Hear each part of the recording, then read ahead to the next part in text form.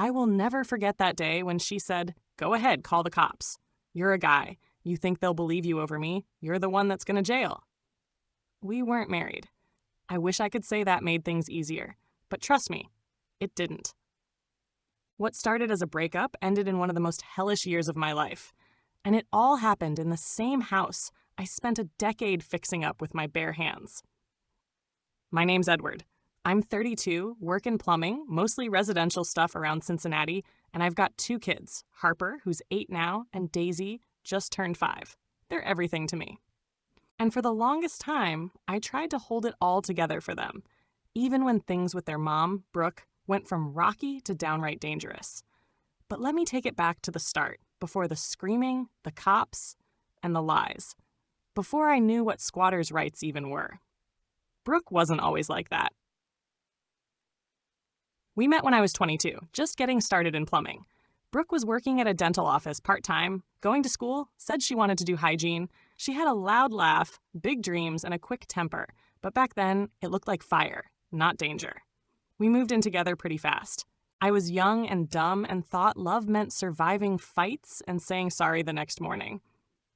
It wasn't all bad. There were good years. We had Harper 3 years in, then Daisy a few years after that. I worked long hours, sometimes 10 to 12-hour shifts, but I never minded. I liked taking care of them. Brooke, on the other hand, slowly started quitting life. She dropped out of her program, said work stressed her out, said being a full-time mom was harder than anyone gave her credit for. And you know what? It is hard. I respected that. So I didn't argue. But somewhere along the way, she stopped trying at everything. She stopped cooking, stopped cleaning, didn't even bother helping Harper with his homework unless I asked her 3 times. She was home all day, but the house was always a mess. The kids would eat cereal for dinner, or worse, go to bed with empty stomachs unless I stepped in. I'd come home exhausted, take off my boots, and find Harper watching cartoons with Daisy curled up in his lap, both hungry, while Brooke was in the bedroom scrolling her phone or passed out. We started fighting a lot, about everything. Money, chores, the kids. She'd scream, stuff, throw stuff, call me every name in the book. I never hit her, never touched her in anger, but that didn't stop her from acting like I was the problem. By the time Harper was 5, I told her I couldn't do it anymore. I told her to leave, and for a little while, she did. She left. Then came back. 6 months passed. The house felt peaceful, quiet. I was still struggling, working, managing the kids, holding it all down, but it was manageable. I set routines. I had help from my sister on the weekends. Harper stopped flinching when voices got loud. Daisy started smiling again. Then Brooke showed up. She came to the house one evening looking rough. Bags under her eyes, shaky hands, no makeup, no explanation. She said she had nowhere else to go. She said she'd stay just a couple weeks until she could get on her feet. Said the kids needed their mom. I hesitated. Every bone in my body said no. But Harper looked so happy to see her. Daisy clung to her like she'd never left. And I thought, maybe she means it this time. So I let her in. Weeks turned to months. And slowly, the nightmare started again. She stopped pretending. By month 3, Brooke wasn't even pretending to look for work. She stayed in bed until 11 most days. She'd wake up, smoke on the porch, then park herself in front of the TV. She cooked maybe once a week, and when she did, it was microwaved nuggets and boxed mac and cheese. Half burnt. Harper would ask me quietly if I could make his lunch for school because Mom forgot again. Daisy stopped asking her for snacks because Brooke would snap at her for whining. When I brought it up, she blew up. You wanted me here? Don't like it? Call the cops and kick me out then. That's when I started researching and found out about squatters' rights. In Ohio, if someone lives in your home for a certain period, especially if they've got mail, clothes, proof of residence, you can't just throw them out, not without a court order. And since she had no lease, no rent history, and we weren't married, it all got murky. I called a lawyer. They confirmed it. Brooke had basically locked herself into my home legally, and if I forced it, I'd risk getting hit with a civil suit. I felt trapped. In my own damn house. We had cops out 5 times that year. 5. Each time it was because Brooke screamed loud enough to wake the neighborhood, or because she threw something and shattered glass. But every time, by the time the cops got there, she was calm, crying, Sweet. He's just stressed, officer. He works too much. I was trying to talk to him. He pushed me first. They never saw marks on her. They never saw the bruises on me. I didn't have the proof. So nothing happened. Until the 6th time. One day she snapped, and I had the proof. Well, it was a Thursday. I'd worked a 10-hour shift, got home around 6, and found the kids watching TV with an open bag of marshmallows for dinner. Brooke was nowhere. I found her in the bedroom, still in pajamas, watching TikToks. I lost it. Brooke, the kids haven't eaten. The dishes are stacked like it's a frat house. You said you were going to clean today. She looked at me like I was insane. Then do it yourself, Mr. Hero Dad. I'm not your maid. I didn't even yell back. I just walked out and started making grilled cheese. She followed me, yelling the whole time, and then it happened. She shoved me. Hard. Caught me off guard. I hit my head on the corner of the cabinet. Not bleeding, but hard enough that I felt dizzy. You hit me, I said, holding the bump. She smirked. Go ahead. Call the cops, she said. You really think they're going to believe you over me? You're a guy. You'll be the one going to jail. And that was it. That was the moment I saw her clearly for who she was. I called the cops. There was a strange calm that settled over me after I called 911. I wasn't shaking. I wasn't pacing. I was just done. I had a lump forming on my temple the size of a golf ball, and my kids were sitting at the table eating grilled cheese like nothing happened. They were used to it. That was the worst part. This wasn't even a bad night by Brooke's standards. She stood in the kitchen doorway, arms crossed, looking smug. Not scared, not sorry, just smug. Hope you enjoy holding cell food, she muttered, walking back to the bedroom. 6 times the charm? The cops showed up in about 15 minutes. I recognized one of them, Officer Green. He'd been to our house twice before. Neutral guy, didn't jump to conclusions, but never helped much either. With him was a different partner this time, Officer Rojas. Firmer, more alert. I met them on the porch. Domestic disturbance? Green asked. I nodded. She hit me. Again. Green tilted his head. You got any injuries? I turned and showed them the raised bump on the side of my head. No blood, but it looked bad enough now that even I winced seeing it in the reflection of the kitchen window. She shoved me into the cabinet. I didn't touch her. Anyone else see it? Yeah, I said. My son. Harper. Green sighed. All right, we're going to talk to both of you, separately. They followed me inside. Brooke starts her performance. She was sitting on the couch now, scrolling like nothing happened. When they asked her to speak first, she turned on the tears so fast I almost laughed. I didn't mean to, she sniffled. He got in my face. I just raised my hand to block him, and I think he slipped. Green raised an eyebrow. You saying you didn't push him? Brooke nodded, dramatically. I love him. I would never hurt him.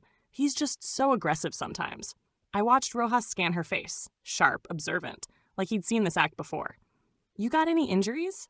Rojas asked. She pointed to her cheek. He hit me here. It's not bruised yet, but it stings. I knew exactly what that was. A press mark. From her own hand. She'd done it before. Pressed hard enough to leave redness, then claimed I slapped her. Last time, the officers took her word for it and left me with a warning. Green turned to me. Edward, we're going to talk to you now. I explained everything. Again. But this time, I had something different. Visible proof. And more than that, I had a witness. She's lying, I said, calm as I could be. I didn't lay a finger on her, but she shoved me hard enough to hit my head on the cabinet. My son saw it. Rojas leaned in slightly. Harper saw it happen? Yeah, he was right there. Ask him. He'll tell you the truth. Brooke stood up immediately. You can't talk to him. He's a minor. He's my son. You need my permission. That was it. The mask slipped. Rojas stepped forward. Ma'am, interfering with a police investigation is a chargeable offense. If you don't return to the house and remain inside, we will place you under arrest for obstruction. Brooke froze. You're siding with him? Are you serious? We're doing our job, Green replied coolly. Brooke stormed back inside, slamming the door. I called Harper over from the dining table. Poor kid looked scared out of his mind, but I knelt down next to him and said, Just tell them what you saw, okay, buddy? You're not in trouble. He nodded. Green took the lead, crouching slightly to his eye level. Harper, did something happen between your mom and dad tonight? Harper looked between me and the officers. Then he spoke. Mom was yelling. Dad was making grilled cheese. She got mad because he said the kitchen was messy. She pushed him hard and he hit his head. He didn't do anything to her. I felt the tightness in my chest loosen just a little. Harper's voice was quiet, but steady. Rojas asked, "Did your dad ever hit your mom?" Harper shook his head. No. He just held his head and told her to stop. They looked at each other. I could tell right then it had finally clicked for them. They asked me to wait outside. 10 minutes later, Rojas came back out. "We're placing Miss Taylor under arrest for domestic battery and false report." I nearly collapsed from the relief. Through the open window, I heard her yelling, "Why are you believing them? I'm a woman. I have rights. This is messed up." But this time, no one listened. They walked her out in cuffs. Hair messy, still in pajamas, barefoot. Not crying now, just furious. I didn't say a word. I didn't have to. Harper sat next to Daisy on the couch, quietly holding her hand. Neither of them said anything. But you could feel it, the shift in the air, like someone finally turned the volume down on a storm. Officer Green explained that the police report would help in court if I wanted to pursue full custody. Rojas handed me a referral for a protective order and a printed list of emergency legal resources. "She won't be back tonight," Green said. "We're logging this as the 6th domestic call, but the first one with physical evidence and a child witness. This one will stick." And for the first time in a year, I believed him. That night, I made the kids pancakes for dinner because Harper asked, and why not? We watched an old Pixar movie. I read them a story. Daisy fell asleep with her head on my arm. Harper curled up next to her without a word. Once they were both out, I sat on the edge of my bed and cried. Not because I was sad, because I was finally free. Or at least, finally on the road to it. I never thought peace would start with handcuffs. But the night they took Brooke away, something changed. Not just in the house, but in me. For the first time in years, I felt like I had a shot at being heard. Not just as a dad or a man or some guy working his butt off to hold it all together, but as someone who wasn't going to let this go on anymore. And now that the police were finally listening, I wasn't backing down. The next morning, quiet Brooke's yelling didn't echo through the walls. The kitchen was still, like it forgot what chaos sounded like. Harper woke up early and walked into the living room without flinching. Daisy hugged me tighter than usual. She didn't ask where her mom was, just sat quietly next to her brother while he watched cartoons.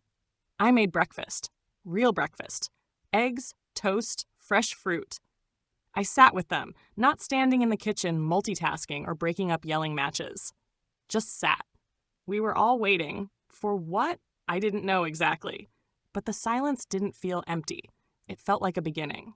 Around noon, Officer Green and Officer Rojas came back, not with handcuffs this time, but with paperwork. They explained the next steps.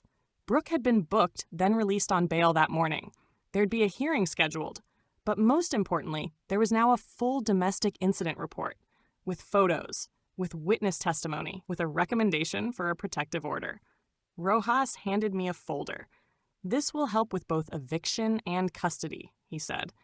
I hadn't even said anything yet. I think he saw it on my face, the years of trying and failing to get someone to take me seriously. "She can't come back here, right?" I asked. "Not unless the court says otherwise. You'll have to file for the order officially. We already flagged the address and your name in the system. If she tries anything, we'll know." It was like someone had finally installed a lock on a door that had been swinging open for too long. That same week, I met with a legal aid attorney, free, thanks to the referral from the officers. Her name was Megan, and she didn't treat me like some rare unicorn for being a guy reporting domestic abuse. She took it seriously from the jump. "You have a strong case," she said, flipping through the report. "Especially with the prior police history and your son's statement. The protective order is almost guaranteed. Eviction may take a little time, but we can work with the abuse angle to speed it up." She handed me a list of forms. "Let's talk custody." I'd never gone through the courts before. Brooke and I had always just lived day by day. But now that she was legally barred from the house, at least temporarily, I had to protect the kids long term. So I filed for emergency temporary custody. With Brooke's arrest and the prior calls on file, the lawyer said the odds were heavily in my favor. I didn't want revenge. I wanted peace. For me, for Harper, for Daisy. Brooke didn't go quietly. The day she was served the protective order was the first time she called me since the arrest. I didn't pick up. She left a voicemail instead. You think you won? You think the courts are going to side with a man over a mom? Keep dreaming. Those kids are still mine. You're going to regret making me look like a criminal. I saved it, forwarded it to Megan. She added it to the file. The truth was already out. No voicemail in the world could undo Harper's quiet voice that night, telling the officers exactly what he saw. She could scream all she wanted. This time, no one was listening. It was 2 weeks after the incident when I stood in front of a family court judge with Megan beside me. Brooke showed up alone, hair done, dress ironed, trying to look composed. She didn't even glance at me. The judge reviewed the report, asked questions, and listened to both sides. Brooke tried her usual act, tears, gaslighting, painting me as some controlling ex who twisted things. But this time, it didn't work. The judge paused, looked up from the report, and said something I'll never forget. Miss Taylor, we have documented history here. 6 previous domestic calls, multiple accounts from law enforcement, and now a child witness backing Mr. Collins's claims. This is not a matter of he said, she said. This is a matter of safety. Temporary custody is awarded to Mr. Collins. You are ordered to stay away from the residents and the children until further review. She went pale, speechless. And me? I didn't smile. I didn't gloat. I just exhaled. A week after that hearing, Brooke was legally removed from the lease. Megan worked with the county court to expedite her eviction due to the protective order. Since she had no tenancy agreement and the home was solely in my name, we had leverage. The locks were changed. Her name was stripped from everything. It was finally my home again. No yelling, no threats, no fear. I walked into the living room and told Harper and Daisy the news in simple terms. Mom won't be living here anymore, but she's okay, and we're okay. Harper looked at me and said, "So no more yelling?" "No more yelling," I promised. He nodded. That was enough. It took time to settle into the quiet. For months, every creak in the hallway made me brace for a voice yelling my name. Daisy would still cry in her sleep sometimes, and Harper had a hard time focusing at school. We started therapy, together. I wasn't trying to erase Brooke. I was just trying to build something better out of what was left behind. I went back to work part-time at first, then full-time with the help of my sister and a local sitter. The kids adjusted slowly, not easily. But with each day that passed, the tension in our house unraveled a little more. They laughed more. They ate real meals. They didn't jump at loud noises. And me? I started sleeping through the night. I used to think freedom meant doing whatever you wanted. Taking a trip, quitting a job, buying a boat, whatever. But now I know better. Freedom is going to sleep without wondering who's going to yell at you next. Freedom is hearing your kids laugh and not flinching, thinking it might turn into screaming. Freedom is finally being able to breathe in your own home and not feel like a guest. This house used to feel like a war zone. Now it just feels ours. After the protective order was granted and Brooke was officially removed from everything tied to the house, the silence took some getting used to. Not the kind of silence that feels awkward, but the kind that makes you realize how loud life used to be. No slammed doors, no middle-of-the-night arguments, no passive-aggressive comments while I made the kids' lunches. Just Harper asking me for help with homework and Daisy climbing into my lap without asking if it was okay. I hadn't even noticed she used to ask that. The emotional weight in the house dropped like it had been waiting for permission to leave. And I didn't even realize how heavy it had been until it was gone. I'll be real. I used to think therapy wasn't for guys like me. Plumbers don't go to therapy. We go to work, we fix things, we suck it up. But after everything with Brooke, I started noticing how tense I was, how even small arguments at work made me feel like I was being cornered again. So I signed up for sessions at a community health center that offered them on a sliding scale. At first, it was awkward. I didn't know what to say. But the therapist, Daniel, didn't push. He just listened, gave me tools to understand what I'd been through, what we had been through. He said something that stuck with me. You were taught to survive, not to process. That's not your fault. But now that you're safe, it's time to do both. That hit me hard. So I kept going. And after a while, I stopped seeing it as a weakness and started seeing it as a way to make sure I never ended up back in the same place. Harper even started seeing someone too. Kid therapist, really gentle, helped him put words to stuff I didn't even know he was holding on to. Daisy's still young, but I can tell she's feeling safer. She sleeps through the night now. No more bad dreams. No more crawling into bed with wide eyes saying, "Is mommy mad?" Brooke still tries. But she has no power anymore. She didn't go away quietly. I didn't expect her to. After the custody decision came through, giving me full physical and legal custody, she filed for visitation. The court approved short, supervised visits at a neutral site once every 2 weeks. The first time, she showed up late and complained the entire time. "She's turning them against me," she said to the staff. "He's manipulating them." But Harper didn't want to stay. Daisy barely looked at her. It's not because I poisoned their minds. It's because kids remember who took care of them and who didn't. She never laid a foundation with them, and now she's mad they won't build a bridge back to her. After a few months of missed visits and late arrivals, the court flagged her file. She's now under review for restricted contact. I didn't even have to fight it. Her own behavior did the work for me. The house is ours again. It's weird, the little things that make a place feel different. I painted the living room walls, took down all the old pictures that felt like someone else's life, put up new ones. Me and the kids at the park, Harper's soccer game, Daisy's finger paintings framed in cheap dollar store frames. We started eating at the table again. No screens, just us. I let Harper help me fix the back porch, showed him how to use a drill, how to patch holes. Daisy helped paint the railing. It's a little uneven, but it makes me smile every time I see it. We started building a garden in the backyard. Tomatoes, some peppers, a few herbs, nothing fancy. But when Daisy ran in one morning shouting, "Daddy, we have a baby tomato," you'd have thought we struck oil. That's the life I wanted. Not fancy, not perfect, just peaceful. People have asked, especially coworkers or friends I haven't seen in a while, "You seeing anyone yet? Ready to get back out there?" You're still young, man. Yeah, I'm young. And I probably will someday, but not now, because I learned the hard way. If you don't heal the wounds, you bleed on people who didn't cut you. I've still got healing to do. Not because I'm broken, but because I've got stuff. Memories, habits, fears that I need to work through before I bring someone else into this new life we're building. Right now, my focus is on being a dad who's present and emotionally available. Not just a paycheck or a provider, but someone they can lean on and laugh with and trust. Besides, there's a kind of joy in rediscovering yourself without someone else's shadow hanging over you. The best day was the most ordinary one. It was a Saturday. We had nowhere to be. No court hearing, no papers to file, no tension humming beneath the walls. Harper woke up first. We made pancakes. Daisy came in still in her pajamas with bed hair sticking up like fireworks. We sat at the table, music playing low, windows open. Harper looked up and said, "Dad? Yeah?"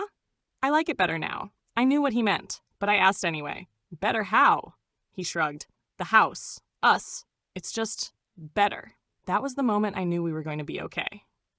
Not because the drama was over, but because we'd finally started writing a new chapter. One that didn't begin with screaming and end with silence, but one that began with peace. If you're a dad going through something similar, I don't have all the answers. I'm still figuring it out. But I'll say this. If she's hurting you emotionally, physically, mentally, it's real. If the system feels like it's against you, keep fighting. If people don't believe you, document everything. If you think you can't do it on your own, you can. Don't let fear of losing the kids keep you in a toxic place. Don't let her words define your worth. You're not less of a man for wanting safety. You're not overreacting for demanding peace. You're not weak for asking for help. You're a father. That alone means you already have something worth protecting. Thank you for listening. If you enjoyed, please like, share, and subscribe for more content. If you want to share your stories, please comment below. Additionally, what is your opinion on the poster's decision?